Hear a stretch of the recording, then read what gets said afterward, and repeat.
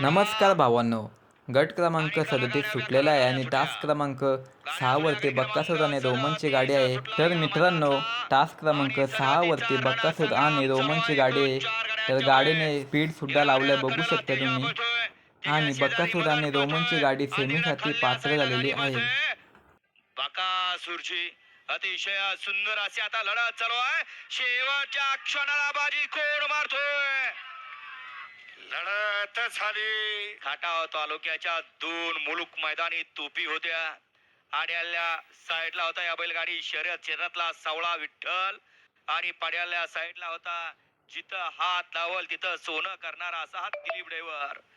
परीस म्हणून ज्या शेवटच्या क्षणापर्यंत हात चलाकीपणा पाहायला मिळाला आणि गट क्रमांक 37चा निकाल.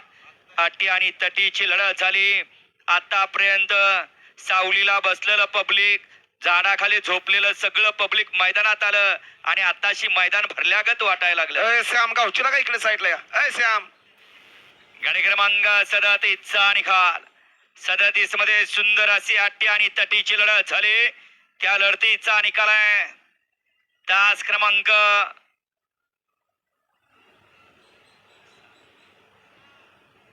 6 वर धावलेली गाडी.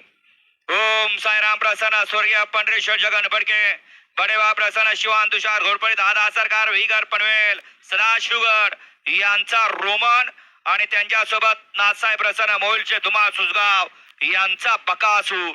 या गाडीचा 1 नंबर आला. विजेता बैलगाडी मालकाचं त्यावरती बसलेल्या चालकाचं हार्दिक अभिनंदन.